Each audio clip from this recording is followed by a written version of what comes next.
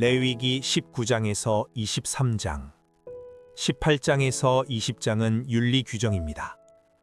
18장은 이방 족속의 풍습이며 미신적이고 타락한 정욕에 빠져 갖은 거짓말에 홀려 자녀까지 내어주었습니다.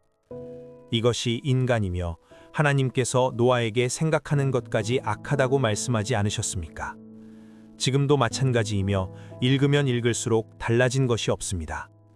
이렇게 더러워지면 땅도 더러워져 하나님의 심판을 불러옵니다. 지금 가나안 족속들도 마찬가지이며 이스라엘도 결국 하나님을 경외하지 않고 이러한 풍습을 따라 살다가 땅이 그들을 토해냅니다. 20장도 마찬가지이며 가나안은 인신제사를 드렸습니다. 몰렉이라는 신의 팔을 벌겋게 달구어 그 위에 자기 자식을 올려놓고 자신들의 풍요를 기원했던 자들입니다. 지금 세상이 얼마나 이들을 따라가고 있습니까? 사람은 남들에게 누구나 선하게 보여주며 속일 수 있지만 하나님은 속일 수 없습니다. 미국 실리콘밸리가 동성애를 받아들이는 포용성 때문에 성공할 수 있었다고 우리나라의 한 지식인이 말하며 이를 젊은 사람들이 지지합니다. 이러한 미디어의 말과 행동들이 우리와 우리 아이들의 가치관과 양심을 잠식하고 있음을 알아야 합니다. 그렇기 때문에 그리스도인들은 더욱 말씀을 붙잡아야 합니다. 내가 존경하는 사람이 한다고 해서 따라가는 것이 아니라 절대적인 선을 요구하시는 하나님의 말씀을 보고 그리스도인들은 따라가야 합니다. 19장 2절은 구원받은 모든 자들에게 요구하는 말씀입니다. 23장은 아주 중요한 장입니다. 6월절은 성도의 구원을 뜻하며 종교력으로 1월 14일입니다. 무교절은 성화를 뜻하며 6월절 날 바로 시작하여 7일 동안 진행됩니다. 초실절은 성도의 안전을 뜻하며 추수가 아닌 수확을 의미합니다. 이스라엘은 가을에 뿌려 봄에 거두며 수확 한 달 전에 첫 수확의 1%를 뽑아 10에 흔들어 드리면 이후 99%의 큰 수확을 주신다고 믿습니다. 77절은 성령 강림이며 오순절날 땅에 세워진 교회를 뜻합니다. 17절은 두 부류를 의미하며 신약 때 100% 유대인에서 고넬료를 통해 이방인의 구원으로 확장된 두 부류의 교회를 말합니다.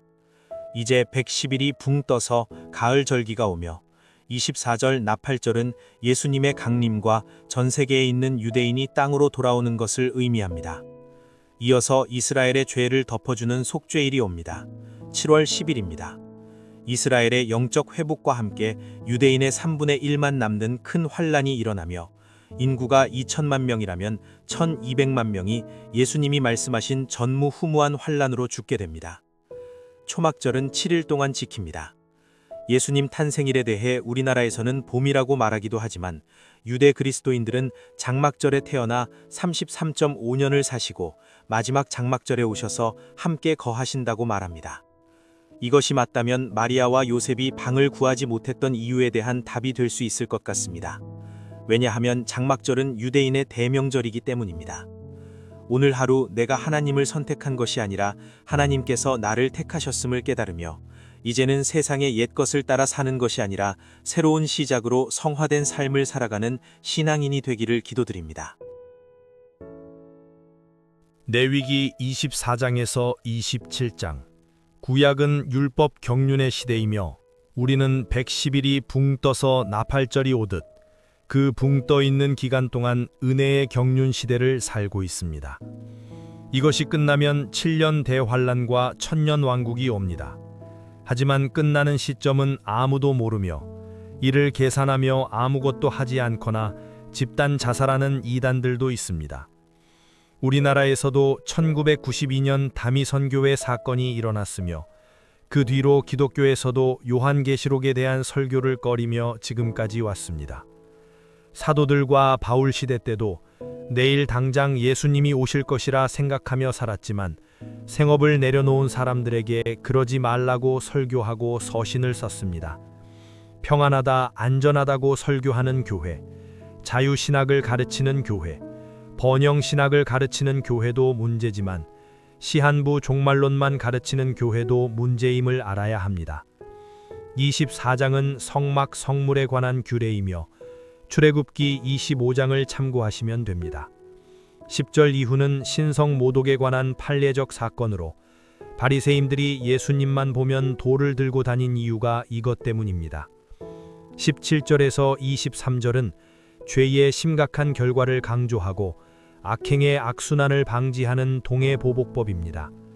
이것이 예수님으로 인해 원수도 사랑하라는 사랑의 법으로 바뀌게 됩니다.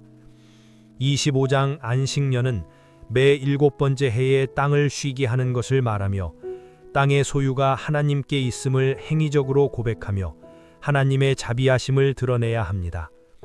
희년은 안식년을 7번 지킨 다음 해 속죄일 7월 10일 즉 50년마다 돌아오는 해에 나팔을 불어 공포합니다. 희년에는 땅의 경작을 쉴 뿐 아니라 어떤 사람이 부득이하게 토지를 팔았더라도 그것을 산 사람은 희년에 다시 돌려주어야 합니다. 또한 노예로 있던 자들도 풀려나며 연수와 상관없이 무조건 자유를 얻게 됩니다. 희년 제도는 구체적이며 실천적인 이웃 사랑입니다. 하나님은 참으로 놀라우십니다. 희년은 또한 그리스도의 초림에 의한 속량과 재림을 통한 완전한 새 질서를 예표합니다. 26장은 하나님만 경외할 것을 강조하며 하나님의 계명을 순종할 것을 다짐하는 사람에게는 합당한 비를 내려주시고 땅의 평화를, 하나님의 임재를 약속하십니다. 이집트와 같은 죄된 세상에서 우리를 속량해 주시고 오늘도 주인 되신 하나님께서는 나는 너희 중에 행하여 너희 하나님이 되고 너희는 내 백성이 될 것이라고 말씀하십니다. 오늘 하루 세상이 주는 가난과 부에 좌지우지되지 않고 주님이 주시는 능력과 권위로 살아가기를 기도드립니다. 때에 따라 이른 비와 늦은 비를 주시는 하나님을 사랑하며 주님의 계명을 지키는 신앙이 되기를 기도드립니다.